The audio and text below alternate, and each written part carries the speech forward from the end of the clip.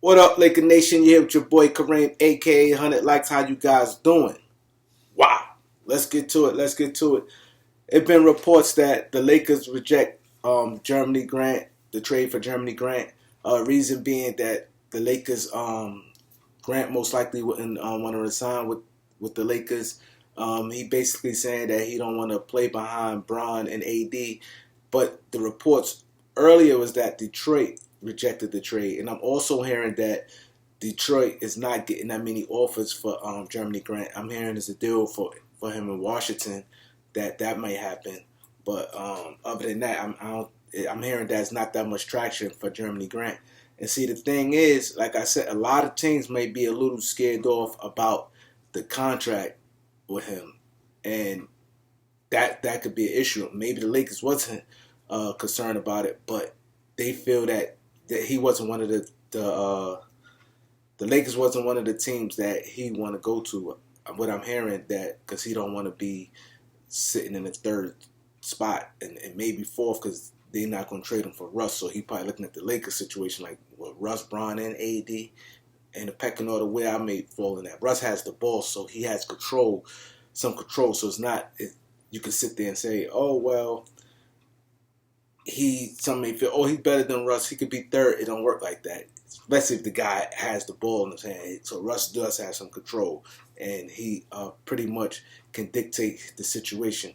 But that's what I'm hearing. That's why sometimes I tell you guys don't always jump and listen to rumors because they saying the Pistons reject the Lakers. Also, the Pistons is not getting that many offers for Grant. Like I said, the contract, it scares a lot of people off because a lot of people look at it as if they trying to build a championship contender team.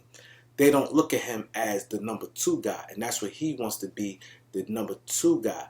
Maybe Washington might do that, and he may feel he could be the number two behind Bradley Beal. But I'm hearing that Washington right now is in the lead to acquire Jeremy Grant, and the Lakers reject it because they don't want to give up the 27th pick, THT and Kendrick Nunn, and then the summertime come, he don't want to resign with the Lakers, and also they could easily. I like what the Lakers doing. You could easily see that could be a problem. Because they look at Jeremy Grant knowing like he's not going to be in front of Bron and AD. His numbers going to drop crazy. Russ going to get his shots, so they could see it's going to be a problem. And then they might not. They may feel, oh, listen, if you're going to be the third or fourth option, we can't give you no 100 million. So they see its problems all the way around the board. So I can see why the Lakers rejected that deal. So I want you guys, you Laker fans, to chill out. Don't say the Lakers is stupid for taking that deal.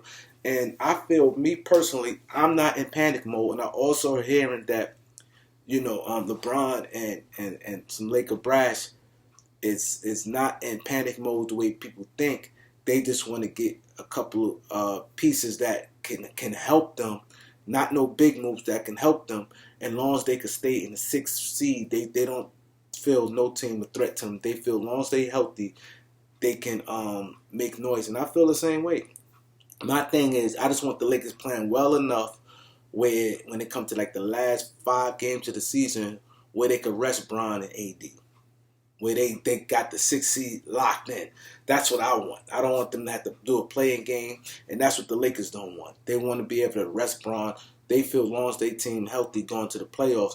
The only problem it is Frank Vogel's coaching for his life. See, that's the issue there when it comes to the Lakers, where he in a different space than where LeBron at mentally, and where they feel that they just need to be healthy, at least at the 6th seed, to be able to go to playoffs where he could be able to start scaling back on the way he's playing now, where he don't have to try to do too much. And I feel the same way. And I predict that Ben Simmons will be a Sacramento King. I feel it.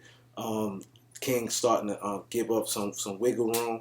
But the thing is, the Philadelphia 76ers really don't want De'Aaron Fox, what I'm hearing, because they feel him and Maxey is kind of similar, and they think that Maxey can become a good player, and that could be a sticky point in the De'Aaron Fox contract.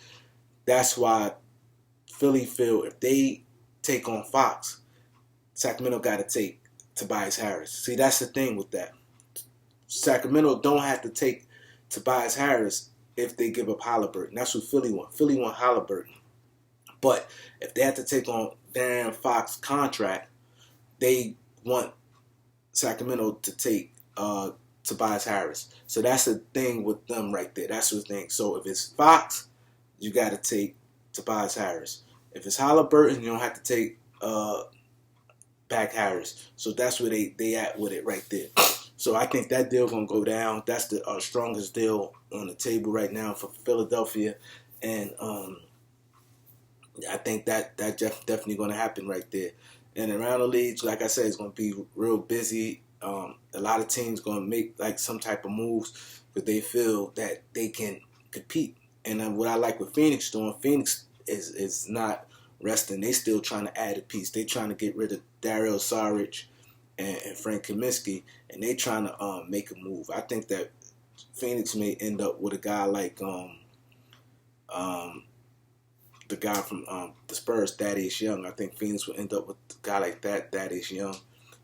This is a piece that could keep them afloat.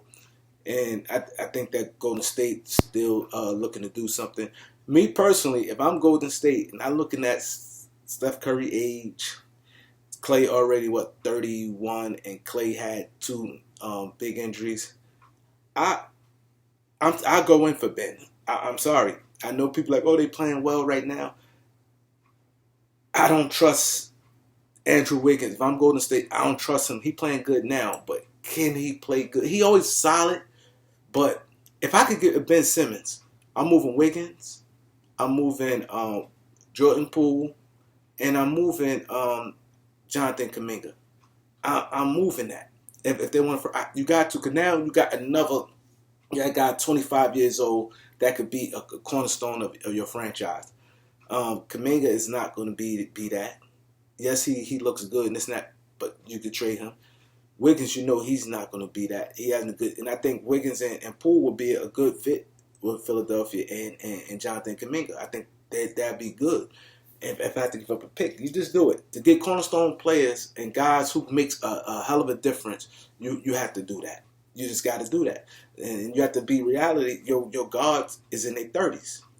Yes, they jump shooters and things like that, but it's just what it is. And another thing, what I don't like with, and that's what I like about the Golden State Warriors, when they had Sean Livingston, they let Sean Livingston play his game. His game was that mid-range jump shot. He kills you. He don't miss that. They let him. They said, "The hell with 3-point shooting." And we got everybody else can shoot 3-pointers. You play to your strength, and he's mid-range. He's knocking the things down. Kawhi Leonard always played to his strength. He get to that mid-range. He don't take that many threes. He knocked down some threes, but he wants that mid-range. It's a higher percentage shot than the 3-point shot. And they let Sean Livingston play like that the whole time. And that's what teams have to do. Play to their strength. That's what I don't like what the Lakers doing with Russ. And they should tell Russ, from now on, don't even shoot no 3-pointers. If you wide open for 3, that's it. I don't even want to shoot 3-pointers. Shoot the mid-range. Russ came on, and I wish I could have saved that clip. It looked so smooth, and I knew it was going in. He came with the dribble and just raised up from the foul line, knocked it down, looked good and everything. He could do that all the time. All the time. So when Russ signed with the Lakers, the first thing they did to go, he had to be in the gym shooting 1,000 3-pointers. He been in the league this time. He's not going to become a 3-point shooter. Let him with that mid-range game. See, the problem is they worry about fit. The mid-range game, he's in LeBron James' way. He's in Anthony Davis' way. They keep, you need to spread the floor. That's what these nerds with these analytic things get in the way. This is what the problem is. The analytic guys get in the way of how the game could be played. You have to figure out. Russ game, let him mid-range you to death. Mid-range drive. That's only 2 things I want from you, Russ. And I think he could turn the corner. Because he hesitated with the 3-point shot and it looked hard. But when he come off that screen, he quick enough to get to his spot. With that foul line shot, he could pull up. He still jump high enough. And he have enough separation to pull up and knock down that jump shot. That's money. Take that all day. If that's why I'm Vogel, that's what I'm doing. Forget the 3-point shot. I want you driving to the basket or shooting the mid-range jump shot, foul line shot. That's it. And don't worry about fit O's in the way you need guys spreading the floor and things. Don't worry about that. Just let him play his game like that, like how the Spurs let Livingston play his game. So, you guys, I need y'all to like, subscribe. If you haven't subscribed, please subscribe because I'll be breaking news like crazy. Thank you.